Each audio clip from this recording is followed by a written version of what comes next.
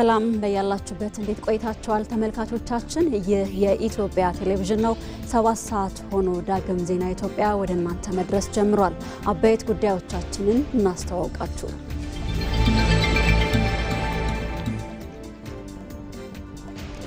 የአባት አርበኞች የአንድነት መንፈስ ብሔራዊ ጥቅምን የማስጠበቅ የታሪክ አደራንም ለትውልዱ ያስተላለፈ ነው።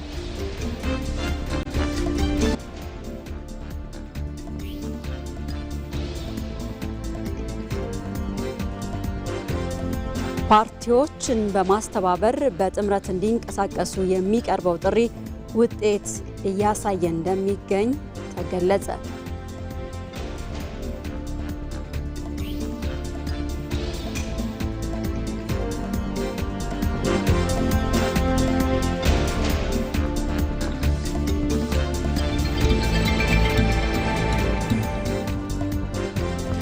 በ5.1 ቢሊዮን ብር የሚገነባው የአጣጥ ማዞሪያ ጉንችሬ ቆሴ ጌጃ ሌራ የአስፋልት መንገድ ግንባታ 56 በመቶ ተጠናቀቀ።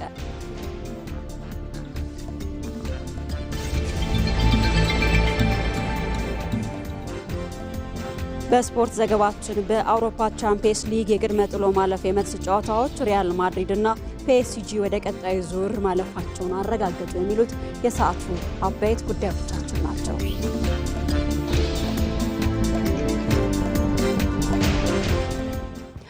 ዜና ኢትዮጵያን የመራው ነጻነት ፍቅሩ ቆይታ አደርጋለሁ። ቀዳሚ ወዳደረግነው ጉዳይ እናልፋለን። አድዋን የተመለከቱ ዜናዎቻችንን ነው ወደ እናንተ የምናደርሰው። ኢትዮጵያውያን በሃይማኖት በቋንቋና በጎሳ ሳይከፋፈሉ ሀገር በሚል ታላቅ ጥላ ስር የተሰለፉበት ታላቅ ድል ነው አድዋ። አባቶቻችን በጥቁር ሕዝቦች አይቻልም የተባለውን ሽንፈት ለአውሮፓውያን ወራሪዎች ያከናነቡበት ይህ የታሪክ እውነት ዛሬ ትውልዱ ለሀገር የመቆም መንፈስንም እንዲሰንቅ አስችሎታል። ትናንት ወራሪ ኃይልን ድል ያደረገው አንድነት ዛሬ ደግሞ ነጻነትን ወደ ብልጽግና የመቀየር የታሪክ አደራን ለትውልዱም አስረክቧል። ሂሩት እምበያለ በዚህ ጉዳይ ላይ ተጨማሪ ዘገባ አላት። የካቲት 23 ቀን በኢትዮጵያ የታሪክ ማህደር ውስጥ በደማቅ ቀለም የተጻፈ ቀን ነው። የዛሬ 130 ዓመት ገደማ ጥቁር ህዝቦች በአውሮፓውያን ወራሪ ኃይል ላይ ያልተጠበቀና በጥቁሮች አይቻልም ተብሎ ይታሰብ የነበረውን ሽንፈት ያከናነቡበት የሉዓላዊነትና የነጻነት ታላቅ አዋጅ የታወጀበት ቀን ነው አድዋ።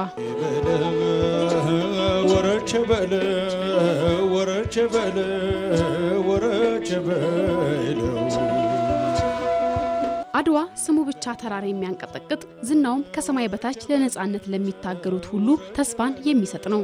ይህ ድል ከአፍሪካውያን አልፎ ለመላው ጥቁር ህዝቦች የጸረ ቅኝ አገዛዝ ትግል የንጋት ጮራ ሆኖ አገልግሏል።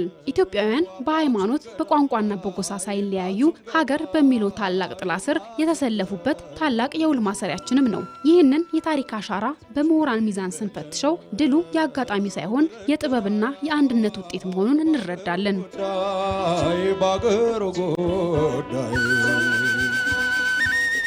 አድዋ ላይ ምን ሆነ በምንልበት ጊዜ ዓለምን በሙሉ ያስደመመ ትልቅ ድል ኢትዮጵያኖች ሊጎናጸፉ ችለዋል። ኢትዮጵያውያን ስንል ማን ናቸው ብለን በምንጠይቅበት ጊዜ ከየአራቱ ኮርነር ከደቡብ፣ ሰሜን፣ ምዕራብ፣ ምስራቅ ከሁሉም የንጉሠ ነገሥቱን አዋጅ ከታወጀ በኋላ የክተት አዋጅ ከታወጀ በኋላ በዛን ጊዜ ያ ልዩነቱ አለ። ልዩነቱ ደግሞ ጸጋችን ነው። ያ ልዩነት ሳይገድባቸው ምንም ኤክሰፕሽን የለም ነበር። ይህም አስደናቂነቱ አድዋ እንግዲህ ያንን ለማድረግ የቻለ ህዝብ ነው።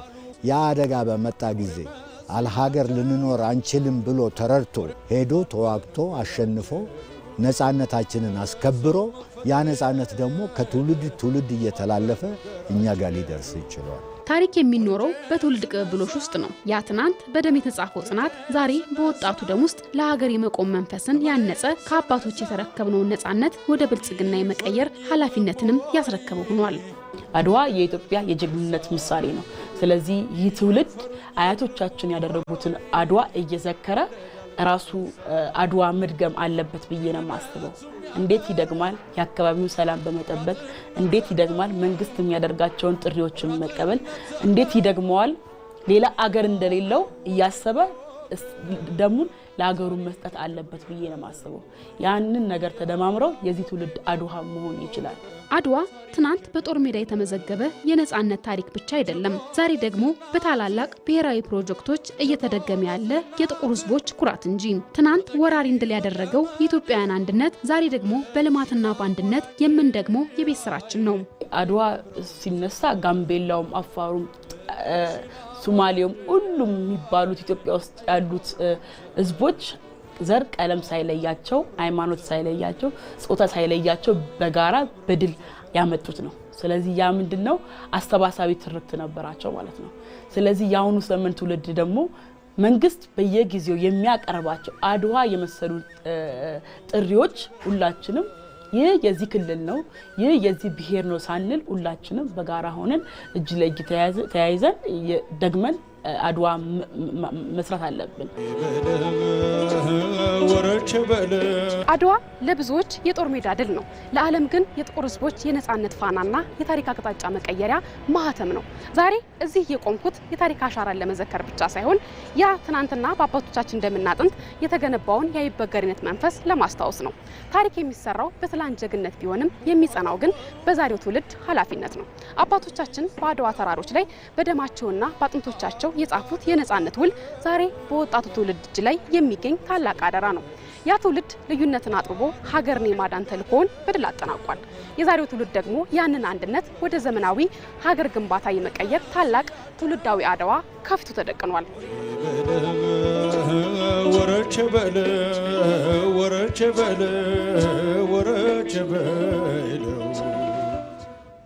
የአድዋ ድል በመላው ዓለም ለሚገኙ ጥቁር ህዝቦች የነጻነት ብርሃንን የፈነጠቀ የጋራ ድል ነው ሲሉ አፍሪካውያን ይናገራሉ።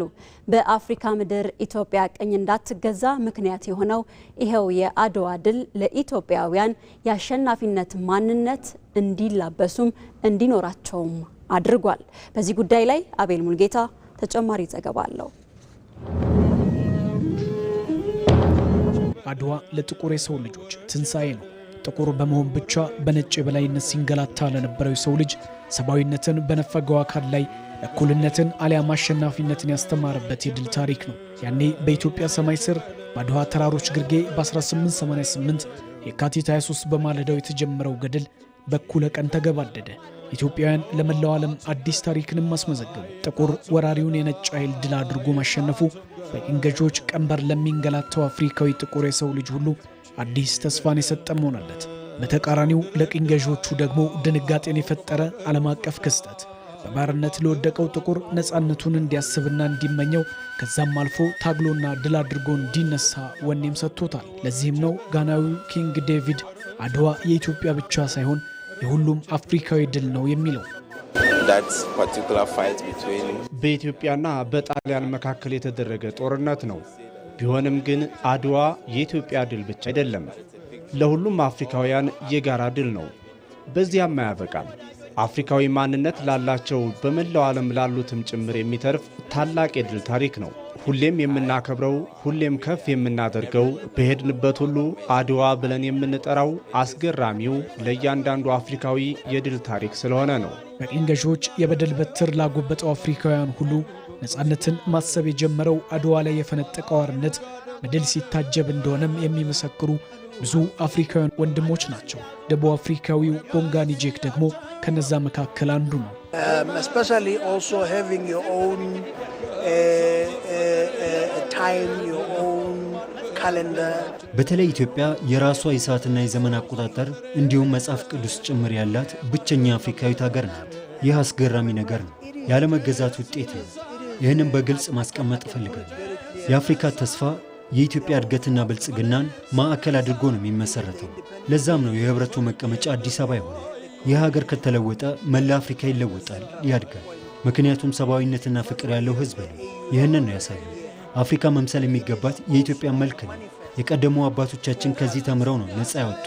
ኢትዮጵያ ባትኖር ስለ ነፃነት በአፍሪካ ማሰብም አይኖርም ነው። We can't talk about liberation and forget Haile Selassie. የፓን አፍሪካኒዝም ሐሳብ ዛሬ ላይ አፍሪካውያንን እያስተሳሰረ ያለ የአድዋ ውጤት አፍሪካዊነት የሚቀነቀንበትም ፍልስፍና ነው።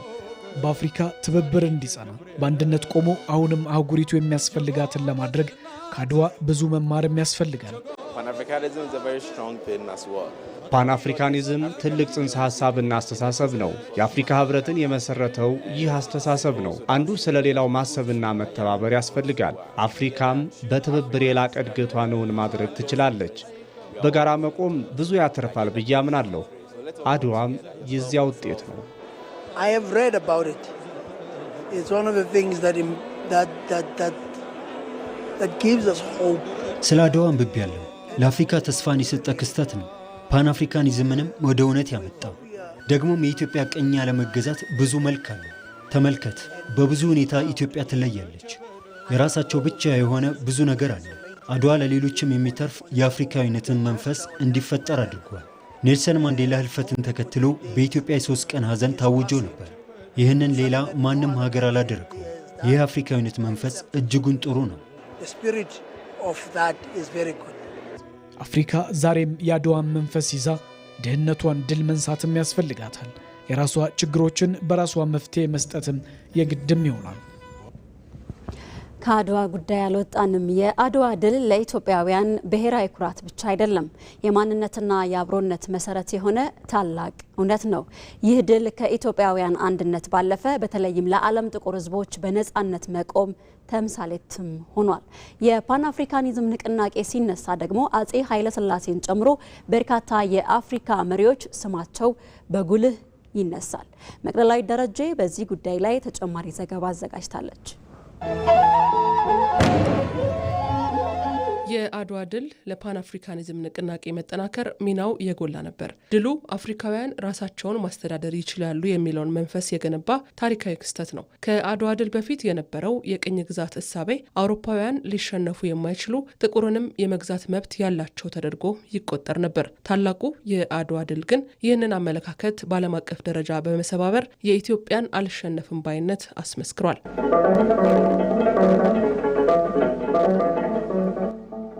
ፓንአፍሪካኒዝም መላውን የዓለም ጥቁር ሕዝብ እንደ አንድ አፍሪካዊ ቤተሰብ የሚመለከት አስተሳሰብ ወይም ንቅናቄ ነው። ንቅናቄው በዋነኝነት የነጭን የበላይነት ለመዋጋትና አፍሪካዊ አንድነትን ለማጠናከር የታለመ ነበር። የአድዋ ድል ያስገኘው የሀገር ክብርም ኢትዮጵያን የአፍሪካ የዲፕሎማሲ ማዕከል እንድትሆንም አስችሏታል። በድሉ ምክንያትም የአፍሪካ ሕብረት እንዲመሰረት በር የከፈተም ሆነ።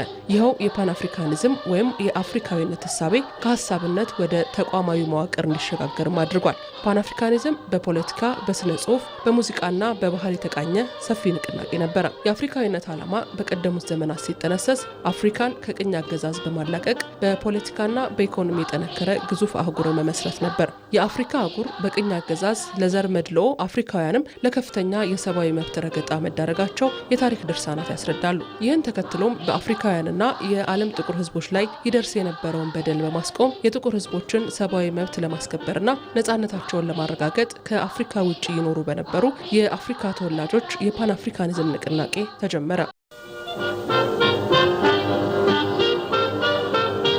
በ1819 በኒውዮርክ የተወለደው አሌክሳንደር ኩርሜል ከካምብሪጅ ዩኒቨርሲቲ ከፍተኛ ትምህርቱን ካጠናቀቀ በኋላ ወደ ሊቢያ በመሄድ የሰውን ልጅ እኩልነትና የጥቁሮችን ነጻነት የሰበከ የፓንአፍሪካ ንቅናቄ መስራችና አራማጅም ነበር። ለ20 ዓመታት በሊቢያ በቆየበት ወቅት አሌክሳንደር አፍሪካውያን አንድ ሀሳብን በማንገብ ለነጻነታቸው እንዲቆሙም ሰርቷል። አፍሪካውያን ለአፍሪካ የሚል ጽንሰ ሀሳብን በማራመድ ደግሞ እሱን ተክተው ለንቅናቄው ፈርጥ ለሆኑት እነ ማርከስ ጋርቬይ፣ ፓውል ላውንደርስ ዱምባል እና ዱቦንሲ መንገድን ከፈተ። የፓንአፍሪካኒዝም ንቅናቄ በየጊዜው የሚያጋጥሙትን ፈተናዎች እያለፈ በዓለም አቀፍ ደረጃ ድጋፍ ያገኝ ዘንድም የአፍሪካውያን የነጻነት ፍለጋ ጉዞ ተጠናክሮ ቀጠለ። ኢትዮጵያ በ1888 ዓ.ም በድል የተወጣቸው የአድዋ ጦርነት ድልም ለዚሁ ለጥቁር ሕዝቦች የነጻነት ጉዞ ቀንዲል ሆኖ ተመዝግቧል። ከኢትዮጵያ አልፎ ለአፍሪካ ብሎም ለዓለም ጥቁር ሕዝቦች ነጻነት የገዘፈ አስተዋጽኦ ያለው የአድዋ ድል የፓንአፍሪካኒዝም እንቅስቃሴን ከመደገፍ ባለፈ አፍሪካዊነት ተቋማዊ እንዲሆን በማድረግም የአፍሪካ ሕብረት በኢትዮጵያ አዲስ አበባ እንዲመሰረትም ምክንያት ሆኗል። ቀዳማዊ አጼ ኃይለሥላሴ፣ ኳሜ ንክሩማ፣ ጆሞ ኬንያታና ሌሎች የአፍሪካ መሪዎች ለአፍሪካ አንድነት የቆሙ አፍሪካውያንን አፍርተዋል። መሪዎቹም የፓንአፍሪካኒዝም ንቅናቄ ሲታሰብም እኩል ስማቸው ይነሳል።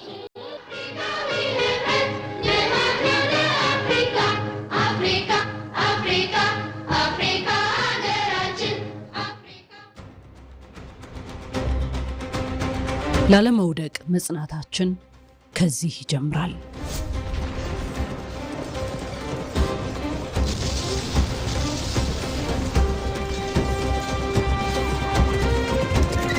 አድዋ የኢትዮጵያ ክብር በደም የተጻፈበት ስፍራ።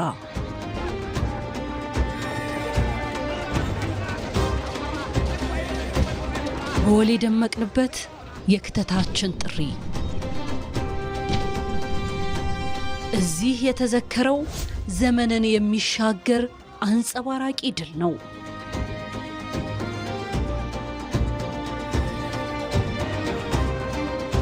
የድሉ ፍንጣቂ ለዛሬው የእኔና የእናንተ ዘመን አድዋ መሰረታችን ነው።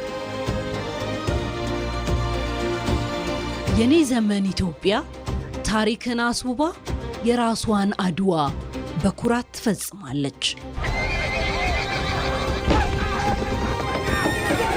አድዋ ኩራታችን ብቻ ሳይሆን ከድህነት መውጫ ኃይላችን ነው።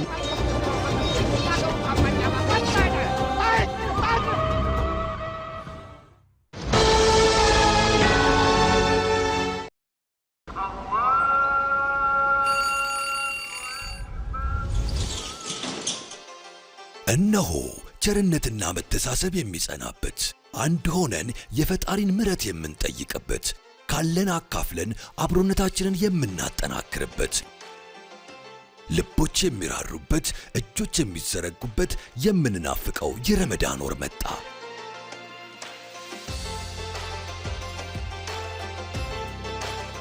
የኢትዮጵያ ንግድ ባንክ ለመላው የእስልምና እምነት ተከታዮች እንኳን ለታላቁ የረመዳን ወር በሰላም አደረሳችሁ እያለ ባንካችን ባቀረበላችሁ የዘካ ተቀማጭ ሂሳብ ውስጥ ለይተው ያስቀመጡትን ዘካ ለግለሰቦችም ሆነ ለበጎ አድራጎት ድርጅቶች እንዲተላለፍ ሲያዙን በታማኝነት እናደርስሎታለን። እርሶም የዘካ ተቀማጭ ሂሳብን በመክፈት ግዴታውን ያለ ድካም ይወጡ። ረመዳን ሙባረክ። ሲቢኢ ኑር የተሟላ ከወለድ ነፃ የባንክ አገልግሎት። የኢትዮጵያ ንግድ ባንክ ሁሌም የሚተማመኑበት ባንክ። ይህ የኢትዮጵያ ቴሌቪዥን ነው። ዜና ኢትዮጵያ ላይ ትገኛላችሁ ተመልካቾቻችን። ወደ ሌሎች ዜናዎቻችን እናልፋለን። ምርጫን የተመለከቱ ዜናዎቻችንን ነው ወደ እናንተ የምናደርሰው። የፓርቲዎችን አማራጭ ሀሳቦች መከታተል መራጮች በእውቀት ላይ የተመሰረተ ውሳኔ እንዲሰጡ፣ የዜጎች የፖለቲካ ንቃት እንዲያድግና የተጠያቂነት ስርዓት እንዲሰፍን ያግዛል። በኢትዮጵያ እንዲህ ያሉ የምክክርና የክርክር ባህሎች ደግሞ መጠናከር ለሰላማዊና ዲሞክራሲያዊ የፖለቲካ ስርዓት ግንባታ ወሳኝ ሚና አላቸው። በዚህ ጉዳይ ላይ ዮሐንስ ፋንታውን ተጨማሪ ዘገባ አለው። መጪውን ጠቅላላ ምርጫ ተከትሎ ፓርቲዎች የያዟቸውን ሀሳቦች ለሕዝብ በማቅረብ ላይ ይገኛሉ። የምርጫ ቅስቀሳዎችና ክርክሮች መራጮች በስሜት ወይንም በዘልማድ ከመወሰን ይልቅ በእውቀት ላይ የተመሰረተ ውሳኔ እንዲያሳልፉ ይረዳሉ። በተለይም የፓርቲዎች ክርክር መራጮች የተለያዩ አማራጭ ፖሊሲዎችን ጎን ለጎን እንዲያነጻጽሩ እድል ይሰጣሉ። በጉዳዩ ላይ የተጠኑ ጥናቶች እንደሚያሳዩት ክርክሮች መራጮች ስለ እጩዎቹ ያላቸውን ግንዛቤ ከማሳደግ ባለፈ እጩዎቹ ለሀገራዊ ችግሮች ያላቸውን ዝግጁነትና ብቃት እንዲመዝኑም ያግዛሉ። ሲመርጡ የትኛው ጥሩ ጎን አለው፣ የትኛው ደካማ ጎን አለው፣ የትኛው ሰላማዊ ነው፣ የትኛው ሰላማዊ አይደለም የሚለውን ለመለየት የምርጫ ቅስቀሳ የራሱ የሆነ አጀንዳ የራሱ የሆነ አይዲያ ይሰጣቸዋል ማለት ነው። አንድ ፕሮግራሞችን እናውቃለን። ያንን በቴሌቪዥን በኢቲቪ ተከታትሎ የትኛውን መምረጥ እንዳለባቸው እሱን ለመወሰን ይረዳናል እና አሪፍ ነው። የምርጫ ቅስቀሳዎች የዜጎችን የፖለቲካ ተሳትፎ በማሳደግ ረገድ የማይተካ ሚና አላቸው። ፓርቲዎች የሚያደርጓቸው ክርክሮችና የሚተላለፉ የሚዲያ መልእክቶች ዜጎች በሀገራዊ ጉዳይ ላይ እንዲወያዩና እንዲከራከሩ ያነሳሳሉ። ንቁ የቅስቀሳ ሂደት ባለባቸው አካባቢዎች የመራጮች ቁጥር የመጨመር ዝንባሌ ያለው የሚመርጡትን ይለያሉ። እነሱም ራሳቸው ያሰቡት ቢኖርም ከሚገለጸው ላይ መራጮች ሄደው እዛ አይቸገሩም። በቀጥታ ሄደው የሚሆናቸውን ለሀገራችን ጠቃሚ ነው ብሎ የሚያምኑትን መርጠው በቀላሉ ይመለሳሉ። ምንድነው ተወዳዳሪዎች አሁን የቀረቡት አንድ ህዝቡ የሚፈልገው ምንድነው ይሰራልና አይሰራልም ብል ለመምረጥ ነው። እንግዲህ ያን ሁሉ ይመርጥም አይደለም። ከዛ ውስጥ የሚሆነኛል ይመርጣል። እነሱም ደግሞ ያው ከዛ ውስጥ ህዝብ ይመርጣል ብሎ ነው የገቡት። ዋናው ይሄ ነው ዓላማው። በተለይም በታዳጊ የዲሞክራሲ ስርዓት ውስጥ የፓርቲዎች ክርክር የፖለቲካ ልሂቃን በጠመንጃ ሳይሆን በሀሳብ የበላይነት እንዲወዳደሩ ያደርጋል። ክርክሮች የፖለቲካ ፓርቲዎች ያላቸውን የሰው ኃይል ብቃትና የሀሳብ ጥራት ለህዝብ ፍርድ እንዲያቀርቡ በማስገደድ የፖለቲካ ምህዳሩ ይበልጥ ግልጽ እንዲሆን ያደርጋሉ። ይህ ደግሞ በምርጫ ሂደት ውስጥ የሚፈጠርን ጥርጣሬ በመቀነስ የምርጫውን ውጤት ተአማኒነት ከፍ ያደርገዋል። ምርጫ ማዳመጥንና ማየትን የበለጠ ነገር የለም። መስማት ነው። በደንብ አድርጎ ሲያብራሩ መስማት ነው። ማን ነው ጥቅም ማን ነው ለሀገር የሚጠቅመው የሚለውን አይተው ሲያበቁ መስማታቸውና ሄደው ለመምረጥ መቻላቸው ይመቻል ብዬ ገምታለሁ። እያንዳንዷ ጉዳይ ላይ ውጤታማ ለመሆን መስራት ያለብን ነገሮች መስራት ያዝን። በተለያዩ አቅጣጫዎች ሊሆን ይችላል። ሰዎቹን የማነሳሳት ሊሆን ይችላል። የሀገራዊ ሰላም ጉዳይ ሊሆን ይችላል። የፈለኩ አቅጣጫ ሲንቀሳቀሱ የራሳቸውን የፖለቲካ ፓርቲ መንቀሳቀስ ያለባቸው ምንድነው? ሰላማዊ የሆነ አቅጣጫ ነው መንቀሳቀስ ያለባቸው። ለ2018 ጠቅላላ ምርጫ አሁን ላይ የተለያዩ ዝግጅቶች እየተደረጉ ሲሆን በአሁኑ ወቅት ደግሞ ፓርቲዎች በተለያዩ መድረኮች የፖሊሲ አማራጮቻቸውን በማቅረብ በመከራከር ላይ ይገኛሉ። በፓርቲዎች መካከል እየተደረገ ያለው ይህ ክርክር መራጮች በእውቀት ላይ የተመሰረተን ውሳኔን እንዲያሳልፉ ይረዳቸዋል። ሰላማዊ የምርጫ ውድድር ባህልን ማዳበርና የዲሞክራሲያዊ ተቋማትን ገለልተኝነት ማረጋገጥ ለኢትዮጵያ ዘላቂ ሰላምና ሉዓላዊነት ዋስትና ናቸው። ችግሮችን ከጦርነት ይልቅ በውይይት የመፍታት ልምምድ ደግሞ እየጎለበተ መምጣቱ ከውስጥና ከውጭ የሚሰነዘሩ ስጋቶችን የመመከት አቅምን ከማጠናከሩም በላይ መጪውን ምርጫ ትልቅ ተስፋ እንዲሰንቅም አስችሎታል። ወይንሸት ደጀኔ ተጨማሪ አላት።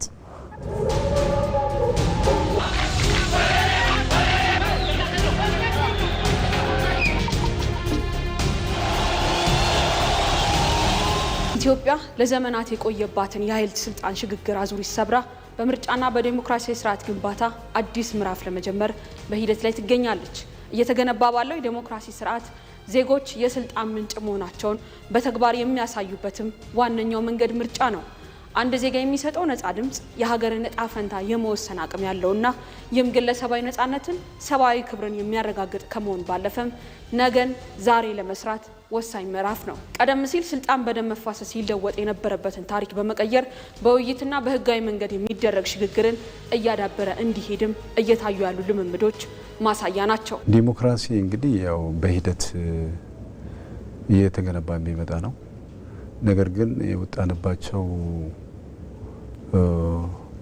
ያለፍንባቸው የዲሞክራሲ ስርዓቶች ይህን ያህል ጥሩ ነው ብዬ አልወስድም።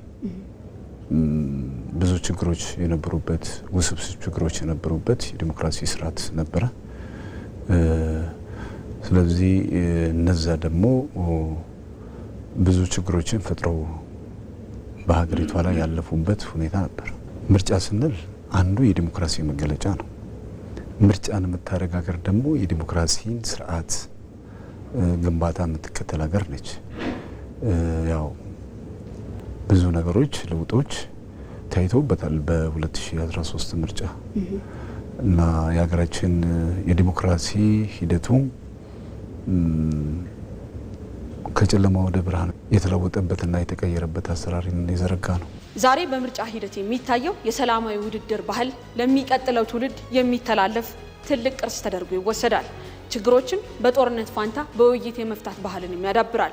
እንደ ምርጫ ቦርድና ፍርድ ቤቶች እንዲሁም የጸጥታ ተቋማት ያሉ ገለልተኛና ጠንካራ ተቋማት እንዲሆኑም ያደርጋል። በትውልድ መካከል የወንድማማችነትንና የእኩልነት ስሜትንም ይገነባል።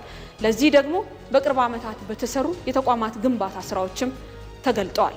በዲሞክራሲያዊ መንገድ የሚጸና መንግስት የህዝብ ቅቡልነት ያለው በመሆኑ ኢትዮጵያ ከውጭና ከውስጥ ያሉ አደጋዎችን የመከላከል አቅሟ እየጠነከረ ይሄዳል። ምሰሶውም ህዝቡ የሆነ መንግስት በዛ በተመረጠው ስትራቴጂና ፖሊሲ እስከመራ ድረስ ጠንካራ ሀገረ መንግስት መገንባት ይችላል። ጠንካራ ህዝብን መፍጠር ይችላል። ኢኮኖሚን ማሳደግ ይችላል። ምክንያቱም የጋራ ውሳኔ ስለሆነ በዛ መልኩ እናያለን። አገር አቀፍ ብሔራዊ ምርጫ የተሻለ ነው። ቢሮ ተቀምጠሽ እጩዎችም በሲስተም እያስመዘገብሽበት ያለበት ነው። ዲሞክራሲው ስርዓት ምን ያህል ማበቡንና ምን ያህል እድገት ማምጣቱን አንዱ የሚመዘነው በዚህ ነው። ያ ደግሞ እንደዛ ሲሆን የሀሳብ ቤት የሀሳብ ፍጭት ቦታ እንደሚሆን እርግጠኛ ነኝ። የሀገራችን የዲሞክራሲ ስርዓት በማበብ ላይ መሆኑን ከወዲሁ የተረዳውበት ሂደት ነው ለኔ። ምርጫ የዛሬ ግዴታ ብቻ ሳይሆን የዲሞክራሲ ግንባታ ሂደትን ለማጽናት ለታፈረች ሀገር ግንባታ ወሳኝ መሳሪያ ሆኖ ያገለግላል። ኢትዮጵያም መጪውን ምርጫ በዚህ መንፈስ ሆና ትጠብቃለች። በኢትዮጵያ የሚካሄደው 7ኛው ጠቅላላ ምርጫ እየተቃረበ ባለበት በዚህ ወቅት የፖለቲካ ፓርቲዎች ጉልበታቸውን በማስተባበር በጥምረት እንዲንቀሳቀሱ የሚቀርበው ጥሪ ውጤት እያሳየ ይገኛል። የፖለቲካ ፓርቲዎች በጋራ መቆማቸው ለዲሞክራሲ ስርዓት ግንባታ፣ ለብሔራዊ መግባባትና ለተረጋጋ የስልጣን ሽግግር ደግሞ ወሳኝ መሆኑም ተመላክቷል። ዋለልኝ ታምር ተጨማሪ ዘገባ አለው። በኢትዮጵያ የፖለቲካ ፓርቲዎች አብረው ከመስራት ይልቅ ብዛትና የፓርቲዎች ቁጥር የዘመናት የኢትዮጵያ ፖለቲካ መገለጫ ነበር። ፓርቲዎች ስትሮንግ ሆነው እንዲወጡ፣ ትግራይ ያሉ ፓርቲዎች ለምን ተሰባስበው አንድ አይሆኑም? ኦሮሚያ ያሉ በርካታ ፓርቲዎች ለምን፣ ሲዳማ ላይ ወደ 6 ፓርቲ አለ፣ ለምን አንድ አይሆኑም?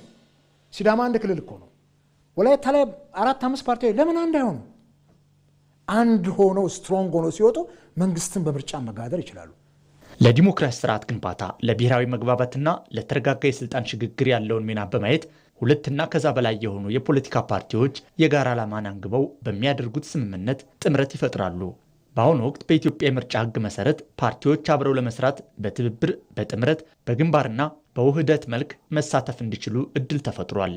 ይህን እድል በመጠቀም ባለፈው ነሐሴ ወር ላይ 11 የተለያዩ ፓርቲዎችን አብረው ለመስራት በአንድ ፓርቲ ጥምረት ፈጥሮ እየሰራ ያለው የሰላም ለኢትዮጵያ ጥምረት አንዱ ነው። ይህ አካሄድ ፓርቲዎች በምርጫ ወቅት ያላቸውን የሰው ኃይል፣ ፋይናንስና እውቀት በማስተባበር የተሻለ ተወዳዳሪ እንዲሆኑ ይረዳቸዋል። ጥምረቱ ለምን ይጠቅማል ስትል፣ አንደኛ እምቅ የሆነ አቅማችንን በሚገባ ለመጠቀም፣ ጠንካራ ተወዳዳሪ ለመሆን ፉክክር ውስጥ ለመግባት ስብስባችን የሰው ኃይልን በአግባቡ ለመጠቀሙ ያግዘናል።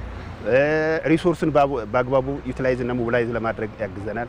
ወደ አንድ ስትመጣ ትልቅ እገዛ አለው፣ ፓወር አለው። በህዝብ ዘንድም መተማመንን ይፈጥራል፣ የኔነትን ይፈጥራል። ነገ ለሚደረገው ምርጫ ግንቦት 24 ለሚደረገው ምርጫ ህዝባችን እነዚህ ጥምረት አባላት ለእኛን ይወክሉናል፣ ድምጽ ይሆኑልናል፣ መከታ ይሆኑልናል የሚል እሳቤም ለመስጠትና ሞራል ለመስጠት ተስፋም እንዲያደርግ ጭምር ብንመርጣቸው ለእኛ ድምጽ ይሆኑልናል፣ ለምን ሰብሰብ ብለውልናል የሚል እድል እንዲፈጥርም አግዞናል ማለት ነው። በተለይ ፓርቲዎች ድምጻቸው እንዳይባክንና ጠንካራ ተሰሚነትን ለመፍጠር ጥምረት ወሳኝ አካሄድ ነው። የፖለቲካ ፓርቲዎች ጥምረት መፍጠር ከምርጫ እድሉ ባሻገር በኢትዮጵያ የዲሞክራሲ ባህል ግንባታ ላይ አዲስ ምዕራፍ የሚከፍት ነው። የተበታተኑ ድምጾችን ወደ አንድ ጠንካራ ብሔራዊ ኃይል በመለወጥ ፖለቲካን ከመጠላለፍ ይልቅ በውይይትና በድርድር ላይ እንዲመሰረት ያደርገዋል።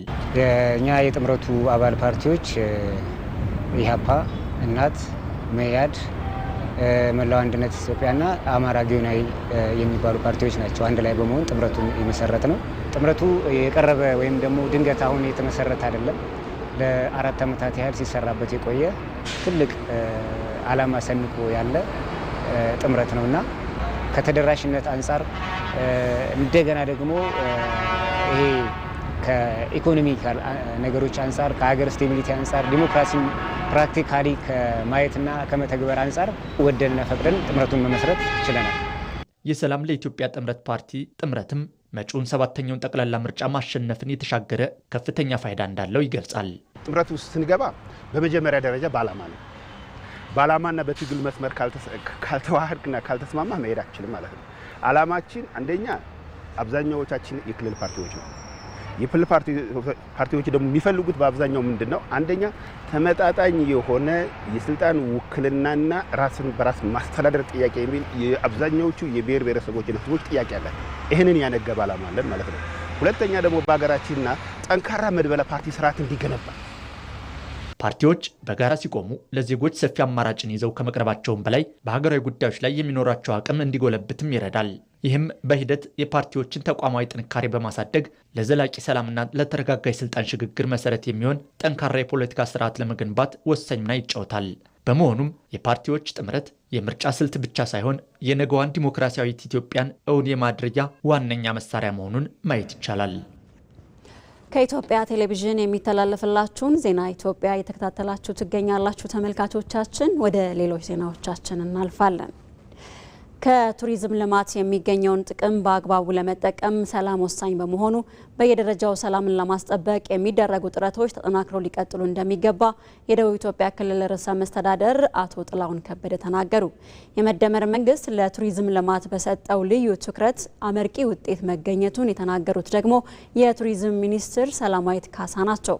ሚኒስቴር መስሪያ ቤቱ የቱሪዝም ዘርፍ ያለፉትን 6 ወራት እቅድ አፈጻጸም በአርባ ምንጭ ከተማ እየገመገመ ይገኛል። ይህንኑ መድረክ እየተከታተለ የሚገኘው ባልደረባችን ተመስገን ተስፋዬ ነው። ተጨማሪ መረጃዎችን ሊነግረን ደግሞ በቀጥታ መስመራችን ላይ ይገኛል። ተመስገን እንዴት ውለሃል? ከቱሪዝም ዘርፍ የሚገኘውን ጥቅም በተለይ በአግባቡ ለማጣጣም መከናወን ያለባቸው ዋና ዋና ጉዳዮችን በተመለከተ የተነሱ ሀሳቦች ምንድናቸው የሚለውን መረጃዎችን ብታጋራን። አመሰግናለሁ። የቱሪዝም ሚኒስቴር የዘርፉን አፈጻጸም ባለፉት 6 ወራት የተመዘገበው ውጤት ምን ይመስላል የሚለውን በተፈጥሮ በታደለችው የአርባ ምንጭ ከተማ ባለድርሻዎችና ከፍተኛ የመንግስት የስራ ኃላፊዎች በተገኙበት እየገመገመ ይገኛል። በዚህ መድረክ ላይ የተገኙት የደቡብ ኢትዮጵያ ክልል ርዕሰ መስተዳድር አቶ ጥላሁን ከበደም ከዚህ ቀደም በነበረው ጊዜ ለቱሪዝም ዘርፍ የተሰጠው ትኩረት አናሳ መሆኑን ጠቅሰው የመደመር መንግስት ለዘርፉ መነሻ ውጤቶች የተመዘገቡ መሆናቸውን ተናግሯል።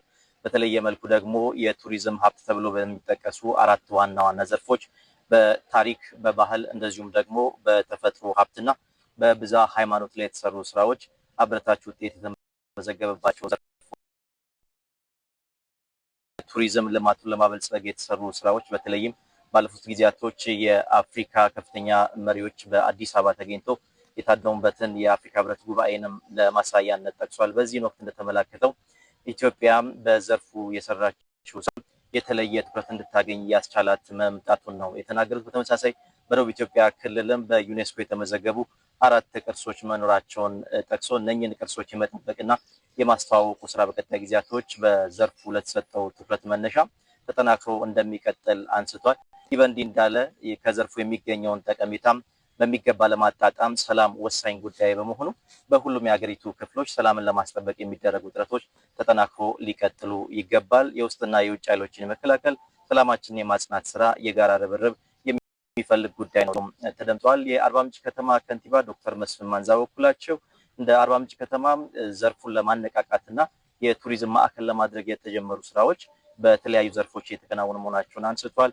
ዓለም አቀፍ ስታዲየም ግንባታ እንደዚሁም ደግሞ ገበታ ለትውልድ ፕሮጀክቶችን አንስቷል። በተመሳሳይ የኮሪደር ልማትና ሌሎች ስራዎችም በከተማው ተጠናክሮ እንደሚቀጥሉ ነው ያነሱት። ይህ ደግሞ በተያዘው እቅድ መነሻ የሚከናወን ተግባር ነው ሲሉ ተደምጠዋል። የቱሪዝም ሚኒስትሯ ሰላማዊት ካሳ በበኩላቸው ባለፉት ጊዜያቶች የመደመር መንግስት ለዘርፉ በሰጠው ትኩረት መነሻ የተሻለ አመርቂ የሚባል ውጤት በዘርፉ መገኘቱን አስረድተዋል። ለዚህ ማሳያ የሆኑ የተለያዩ ተግባራት በቱሪዝም ልማት ስፍራዎችን ከማበልጸግ ጀምሮ የተከናወኑትን ለአብነት እንደ ማሳያነት አንስተዋል። እነኚህ ተግባራት በቀጣይ ጊዜያቶችም ተጠናክሮ እንደሚቀጥሉ ነው ያመላክቱት። ባለፉት 6 ወራት በአጠቃላይ ከ707,000 በላይ የውጭ ሀገር ዜጎች ኢትዮጵያን መጎብኘታቸው ተጠቅሷል። ከዚህም ደግሞ ከ2.6 ቢሊዮን ብር በላይ ገቢ መገኘቱም ተመላክቷል። ለአሁን ያለኝ መረጃ ይህንን ይመስላል። ተመስገን፣ ስለ መረጃዎች እናመሰግናለን። የኢንዱስትሪዎችን አቅም ማሳደግና በኤክስፖርት ላይ የተሰማሩትን መደገፍ የመንግስት ዋነኛ ትኩረት መሆኑን የኢንዱስትሪ ሚኒስትር መላኩ አለበል ተናገሩ። ሚኒስትሩ በአዲስ አበባ በሚገኙ የተመረጡ አምራች ኢንዱስትሪዎችን የስራ እንቅስቃሴም ተመልክተዋል። በጉብኝቱ ላይ የተገኘችው ባልደረባችን ብሩክታይት አስራት ናት። ይህንን ጉዳይ ተጨማሪ መረጃዎችን ልታደርሰን ደግሞ በቀጥታ መስመራችን ላይ ነው የምትገኘው። ብሩክታይት እንዴት ውለሻል? ጉብኝቱን እንዲሁም ደግሞ ይህንን እውነት ስትከታተይ ቆይታ ገሻልና በተለይ በጉብኝቱ የተካተቱት አምራች ኢንዱስትሪዎች የትኞቹ ናቸው? የኢትዮጵያ ታምርት ንቅናቄ ተቋማትን ደግሞ በምን መልኩ ተጠቃሚ አድርጓል የሚለውን መረጃዎችን ብታጋሪ።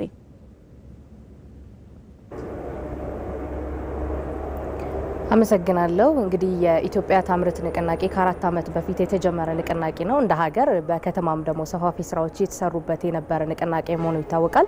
ከዚህ ጋርም በተገናኘ በተለይም ደግሞ የአምራች ኢንዱስትሪዎች አቅም በማደግና እንዲሁም ደግሞ ምርትና ምርታማነትም ከመጨመር አኳያ ትልልቅ አበርክቶችን እንዳደረገ ይታወቃልና ይህንን በማስመልከት በዛሬው ዕለት በተለይም ደግሞ በመዲናዋ በአዲስ አበባ ይህ ንቅናቄ ምን አይነት ለውጦች መጥተዋል፣ በአምራች ኢንዱስትሪዎችስ ላይ ምን አይነት ችግሮች ተስተውለው ነበረ የሚለውን ምልከታ ለማድረግ የኢንዱስትሪ ሚኒስትሩ መላኩ አለበልን ጨምሮ እንዲሁም ደግሞ የከተማ አስተዳደሩ ምክትል ከንቲባ ዣንጥራር አባይን እንዲሁም ደግሞ ሌሎችም ከፍተኛ የስራ ኃላፊዎች ምልከታ አድርገው ነበር። እነዚህ በዛሬው ዕለት ምልከታ የተደረገባቸው የአምራች ኢንዱስትሪዎች በተለይም ደግሞ በአጭር ጊዜ የኢትዮጵያ ታምርት ንቅናቄን በመጠቀም ሰፋፊ ምርቶቻቸውን ለገበያ ተደራሽ ያደረጉ የገበያ ትስስር መፍጠር የቻሉ እንዲሁም ደግሞ ለበርካቶች የስራ እድል የፈጠሩ አምራች ኢንዱስትሪዎች ናቸው ማለት ነው። እነዚህ አምራች ኢንዱስትሪዎች በተለይም ደግሞ በርካታ የውጭ ምንዛሬ የወጣባቸው የነበሩ ምርቶች እንዲሁም ደግሞ ከውጭ ገቡ የነበሩ ምርቶችን እዚሁ ሀገር ውስጥ በማምረት ለሀገር ውስጥ ገበያ እያቀረቡ የሚገኙ አምራች ኢንዱስትሪዎች ናቸው።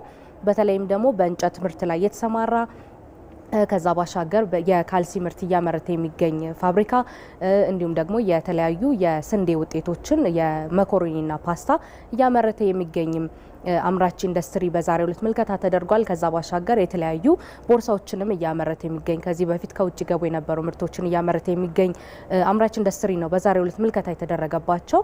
እንግዲህ በከተማ አቀፍ በተለይ በአጭር ጊዜ ውስጥ አሁን ሰዓት ላይ የምርት ሁኔታው 69.9 ደረጃ ላይ መድረሱን ነው እንግዲህ የከተማ ምክትል ከንቲባ ዣንጥራር አባይ ያነሱት። እንግዲህ እንደ ሀገር ደግሞ ስንመለከት ይህ ዘርፍ በተለይም ደግሞ የኢትዮጵያ ታምርት ንቅናቄ ከተጀመረ በኋላ ማምረት ላይ ያልነበሩ ኢንዱስትሪዎች አምራች ኢንዱስትሪዎች የተበረታቱበት እንዲሁም ደግሞ አዳዲስ አምራች ኢንዱስትሪዎችም ዘርፉን የተቀላቀሉበትና ለበርካቶች የስራ እድል የፈጠሩበት ዘርፍ መሆኑን ያነሱት። እንግዲህ በተለይም ደግሞ እዚህ ከተማ ላይ ለሚገኙ ጨምሮ በሀገር አቀፍ ደረጃም ከቦታ አቅርቦት ጀምሮ እስከ ፋይናንስ ድረስ ድጋፍ እየተደረገ ለተለያዩ አምራች ኢንዱስትሪዎች ድጋፍ እየተደረገ ስራቸው እንዲከውኑ ምርቶቻቸውንም ለሀገር ውስጥ እንዲያቀርቡ ተደርጓል ማለት ነው። በዚህ የኢትዮጵያ ታምርት ንቅናቄ እንግዲህ ሲጀመር ዋነኛ ዓላማ ከውጭ የሚገቡ ምርቶችን በማስቀረጥ ሀገር ውስጥ እንዲመረቱ ማድረግ ዋነኛ ዓላማ ነው። ይህንንም ደግሞ በስፋት እያሳካ መሆኑ ነው እንግዲህ በዛሬው ጉብኝት ላይ እኔም በምልከታዬ ያየሁት ማለት ነው። በቀጣይም ተመሳሳይ ምልከታዎች እየተደረጉ ለአምራች ኢንዱስትሪዎች ድጋፍ የሚደረጉ ስራዎች የሚከናወኑ ይሆናል ማለት ነው። ብሩክታይት ስለ መረጃዎችሽ እናመሰግናለን። የ97 ኪሎ ሜትር ርዝመት ያለው የአጣጥ ማዞሪያ ጉንችሬ ቆሴ ጌጃ ሌራ የአስፋልት መንገድ ግንባታ 56 በመቶ መጠናቀቁን የኢትዮጵያ መንገዶች አስተዳደር አስታወቀ። የመንገድ ፕሮጀክቱ በ5.1 ቢሊዮን ብር በጀት እየተገነባ ያለ ነው። እዚህ ጉዳይ ላይ ቆይታ እናደርጋለን። በዚህ ጉዳይ ላይ ደግሞ ተጨማሪ መረጃዎችን ሊያደርሰን ሪፖርተራችን አስማረ ብርሃኑ በቀጥታ መስመራችን ላይ ይገኛል። አስማረ እንዴት ውለሃል? የመንገድ ፕሮጀክቱ ግንባታ አሁን ላይ ምን ደረጃ ላይ ይገኛል? በተለይ መቼ ይጠናቀቃል ተብሎ ይጠበቃል? ለአካባቢው ሕዝብ የሚፈጥረው ጠቀሜታ ምንድን ነው የሚለውን መረጃዎች ብታጋራን። አመሰግናለሁ ነጻነት። ይህ የመንገድ ፕሮጀክት በዋናነት 3 ዞኖችን በመንገድ የሚያስተሳስር ነው። ማለትም የጉራጌ ዞን፣ የስልጤና የሀዲያ ዞንን በመንገድ መሰረተ ልማት በማስተሳሰር ጉልህ አስተዋጽኦ የሚኖረው የመንገድ ፕሮጀክት ነው። በእነዚህ በ3 ዞኖች የሚገኙ 6 ወረዳዎችንም እንደዚሁ በመንገድ ያስተሳስራል። በርካታ ቀበሌያት እንደዚሁ በዚህ መንገድ በመተሳሰር ትልቅ ጠቀሜታን የሚያስገኝ የመንገድ ፕሮጀክት ነው። በእነዚህ ቀበሌያት ወረዳዎች የሚገኙ አርሶ አደሮችም ምርቶቻቸውን ወደ ማዕከላዊ ገበያና ወደ አቅራቢያ ከተሞች በመውሰድ በተመጣጣኝ ዋጋ መሸጥ እንዲችሉ በማድረግ ረገድ ጉልህ ሚና እንደሚኖረው ነው የሚታመነው። ይህ የመንገድ ፕሮጀክት በተለይ ደግሞ ነጋዴዎችም ከማዕከላዊ ገበያና ከተለያዩ ከተሞች በተመጣጣኝ ዋጋ ሸቀጦችን አምጥተው ለዚህ ለህብረተሰቡ ተደራሽ ማድረግ እንዲችሉም እንደዚሁ ትልቅ እድልን የሚፈጥር ነው። ይህ የ97 ኪሎ ሜትር ርዝመት ያለው የመንገድ ፕሮጀክት እንግዲህ በፌዴራል መንግስት 5.1 ቢሊዮን ብር ተበጅቶለት በኢትዮጵያ መንገዶች አስተዳደር ባለቤትነት የሚገነባ ነው። ይህንን እየገነባ ያለው ተቋራጭ ደግሞ አለማየሁ ከተማ ጠቅላላ ስራ ተቋራጭ እየገነባው ይገኛል።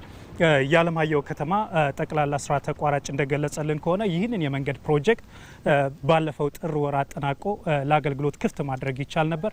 ነገር ግን ከካሳ ክፍያ ጋር በተያያዘ ከግብዓት እጥረት ጋር በተያያዘ ከነዳጅ አቅርቦት ጋር በተያያዘ የነበሩ ችግሮች ትንሽ እንዲጓተት እንዳደረጉት ነው የገለጸልንና እነዚህ ችግሮች የሚቀረፉ ከሆነ በ2019 ሰኔ ወር ላይ ሙሉ በሙሉ ይህንን መንገድ ግንባታውን አጠናቆ ለአገልግሎት ክፍት ማድረግ እንደሚቻል ገልጾልናል ማለት ነው። የኢትዮጵያ መንገዶች አስተዳደርም ይህ መንገድ ክፍት እንዲሆን በአጭር ጊዜ ወይንም በተቀመጠለት የጊዜ ሰሌዳ መሰረት ያሉ ችግሮችን ለተቋራጩ በጊዜ የካሳ ክፍያ ችግርንም ይሁን የግብዓት አቅርቦት ችግሮችን በጊዜ ቀርፎ ግንባታው በተቀመጠለት የጊዜ ሰሌዳ መሰረት መጠናቀቅ እንዲችል የበኩሉን ጥረት እያደረገ መሆኑን እንደዚሁ ገልጾልናል። አጠቃላይ መንገዱ በ2019 ሰኔ ወር ሙሉ በሙሉ ተጠናቆ ለአገልግሎት ክፍት እንደሚሆን ይጠበቃል። አስማረ ብርሃኑ ስለ መረጃዎች እናመሰግናለን። ወደ ሌሎች ዜናዎቻችን እናልፋለን። ከ3 ሚሊዮን በላይ ኩንታል ለውጭ ገበያ የሚቀርቡ ምርቶች በመኸር መሰብሰቡን የቋራ ወረዳ አስታወቀ። ምዕራብ ጎንደር ዞን ቋራ ወረዳ 262 ሺህ በላይ ሄክታር መሬት የመኸር የሚለማ ሲሆን 47 ሺህ ሄክታር ደግሞ በትራክተር የሚታረስ ነው። ትርፍ አምራች በሆነው የቋራ አካባቢ የመኸር ወቅት ሰብል ስብሰባ ደግሞ መከናወኑን ተከትሎ ከበሬ ወደ ትራክተር በሚል መሪ ሀሳብ የሜካናይዜሽን ንቅናቄም ተካሂዷል። ንቅናቄው ግብርናን ከባህላዊ የእርሻ ዘዴ በማላቀቅ ወደ ሜካናይዜሽን እንዲለማ ማህበረሰቡን ማነሳሳት ላይ ያለመ ስለመሆኑም ተገልጿል። በቋራ ወረዳ ለውጭ ገበያ የሚቀርብ ማሽላ፣ ጥጥ፣ አኩሪ አተር፣ ሰሊጥና ማሾ በሜካናይዜሽን በሰፋፊ ክላስተር ይመረታል። ዘገባው የሪፖርተራችን ራሄል ፍሬው ነው። ፋይዳ የዲጂታል መታወቂያ በተቋማት ፈጣንና ደህንነቱ የተረጋገጠ አገልግሎት እንድናገኝ አስችሎናል ሲሉ የባህር ዳር ከተማ ተጠቃሚዎች ተናግረዋል። በክልሉ እስካሁን ከ3.8 ሚሊዮን በላይ ዜጎች ደግሞ የዲጂታል መታወቂያ ተጠቃሚ ስለመሆናቸውም ተገልጿል ሲሉ የተናገሩት የገጠሩ ማህበረሰብ የመታወቂያ ተጠቃሚ ለማድረግም እየተሰራ ስለመሆኑም ተመላክቷል። ሳሙኤል ወርቃየው በጉዳዩ ላይ ተጨማሪ ዘገባ አለው። ፋይዳ የዲጂታል መታወቂያ የዜጎችን የመታወቅ መብት በማረጋገጥ ዜጎች ደህንነቱ የተረጋገጠ የማንነት መታወቂያ ኑሯቸው በተቋማት አስተማማኝና ቀልጣፋ አገልግሎቶችን እንዲያገኙ እያስቻለ ይገኛል። አቶ ጌታቸው ቢሻው የባህር ዳር ከተማ ነዋሪ ሲሆኑ ዲጂታል መታወቂያቸውን ይዘው በተቋማት ጉዳዮችን ሲያስፈጽሙ አግኝተናቸዋል። ፋይዳ ዲጂታል መታወቂያ ደህንነቱ የተጠበቀ አገልግሎት እንዳገኝ አስችሎኛል ሲሉም አስተያየታቸውን ሰጥተውናል። አይዲ ያወጣሁት አንድ ወር ሆኖኛል። በአንድ ወር ውስጥ ግን ብዙ ጠቀሜታ ያሉ ስራዎችን በዛ በቀልጣፋ ሁኔታ ተጠቃሚ ሆኛለሁ። በየትኛውም ቦታ ስሄድ ከአሻራ ጋር የተገናኘ ስለሆነ ከፍተኛ ከማጭበርበርም ከተለያየ ነገር ከማጭበርበርም ነፃ የሆነ አገልግሎት ስለሚሰጠኝ በጣም ከፍተኛ ሁኔታ በአሁኑ ሰዓት እኔ እየተጠቀምኩበት ነው ያለሁት። ሌሎች ተጠቃሚዎችም ይህን ሀሳብ ይጋሩታል። በደንብ ኦርጋናይዝድ በሆነ ሁኔታ ነው የሚሰጠው። መረጃዎች በትክክል በየእንትኑ ላይ በየቋቱ ላይ ተቀምጠዋል። ስለዚህ ከዛ አኳያ ትክክለኛ ሰዎች ከአጭበርባሪዎች ለመለየት እና ሰፊ ጠቀሜታ ነው ያለው። አሁን ላይ አብዛኛው ቦታ ላይ ትጠየቃለህ የተለያዩ መረጃዎችን ለማውጣት ፋይዳ አለሽ ወይ ነው የምትባል። አሁን ደግሞ ቀበሌ ራሱ መታወቂያ ለማውጣት ዲጂታል መታወቂያ በቀበሌ መጥቷል። ያንን ለማውጣት የዚህኛው ፋይዳም ደግሞ ያስፈልጋል። ለዛም አብረህ ነው የምትጠቀመው ማለት ነው እና ከዚህ በኋላ የተቀላጠፈ አገልግሎት ለማግኘት ፋይዳ አሪፍ ነው ማለት ነው። ፋይዳ ዲጂታል መታወቂያ ለዜጎች ስለሚሰጠው ዘርፈ ብዙ ፋይዳ ያብራሩት የአማራ ክልል ኢኖቬሽንና ቴክኖሎጂ ቢሮ ምክትል ኃላፊ አቶ የቻለ ይግዛው በክልሉ ይህ ዘገባ እስከተጠናከረበት ጊዜ ድረስም ከ3.8 ሚሊዮን በላይ ዜጎች የመታወቂያው ተጠቃሚ መሆናቸውን ተናግረዋል። በዋናነት የዚህ መታወቂያ ዓላማ እንግዲህ ሰዎች በሀገራቸው የሚታወቁ ዜጎች ማድረግ ነው። አንድን ሰው አንድ ማድረግ ነው። መንግስት ለሚሰጣቸው በተለይ የዲጂታል ሰርቪስ አገልግሎቶች ደህንነቱ የተጠበቀ በተገልጋዩና በአገልግሎት ሰጪው መካከል ከፍተኛ መተማመንን የፈጠረ ማድረግ ነው። ስለዚህ ይህንን ዓላማ አድርጎ ክልሉም ከተሰጠው ኮታ በዚህ ዓመት ከተሰጠው ኮታ መካከል ይህንን ለማሳካት እየሰራ ነው። እስካሁን በ7 ወር አፈጻጸማችን ከ3.8 ሚሊዮን በላይ ዜጎች የዲጂታል አይዲ ባለቤት ሆነዋል። ዜጎች በወቅቱ ለመታወቂያው ምዝገባ እንዲፈጽሙ የግንዛቤ ፈጠራ ስራዎች በተለያዩ መንገዶች እየተሰሩ ነው ያሉት ምክትል ቢሮ ኃላፊው የገጠሩን ማህበረሰብ የመታወቂያው ተጠቃሚ ለማድረግም የንቅናቄ ስራዎች መጀመራቸውን ገልጸዋል። አሁን በከፍተኛ ሁኔታ እስከ አርሶ አደሩ ድረስ በመዝለቅ በከፍተኛ ሁኔታ ስራውን በንቅናቄ ለመስራት ፕሮግራሞች ተጀምረዋል። በቀጣይ ሌሎች የንቅናቄ ስራዎችን በመስራት ጠቅላላ ማህበረሰቡን ባስተሳሰረ መንገድ ተግባራዊ በማድረግ የተሻለ አፈጻጸም ለመፈጸም ጥረት እየተደረገ ነው። በክልሉ በአገልግሎት ሰጪ ተቋማት ፋይዳ ዲጂታል መታወቂያን የማስተሳሰርና ጥቅም ላይ የማዋል ስራዎችም ተጠናክረው ቀጥለዋል። በመጨረሻም ስፖርት። በአውሮፓ ቻምፒየንስ ሊግ የቅድመ ጥሎ ማለፍ የመልስ ጨዋታዎች ትላንት ምሽት ሲጠናቀቁ ሪያል ማድሪድና ፒኤስጂ ወደ ቀጣዩ ዙር ማለፋቸውን አረጋግጠዋል። የቱርክዬው ክለብ ጋላታሳራይ በመልሱ ጨዋታ በጁቬንቱስ ቢሸነፍም በግብ በልጦ ግን ጥሎ ማለፉን ተቀላቅሏል። ተመልካቾች ለሰዓቱ ያዝናቸው ዜናዎቻችን እነዚህ ናቸው። ዜና ኢትዮጵያ በሁለት ምዕራፎች ወደ እናንተ ሲደርስ ቆይታ አድርጓል። ዜና ኢትዮጵያን እየመራው ደግሞ ነጻነት ፍቅሩ ቆይታ አድርጊያለሁ። መልካም ጊዜ ይሁንላችሁ።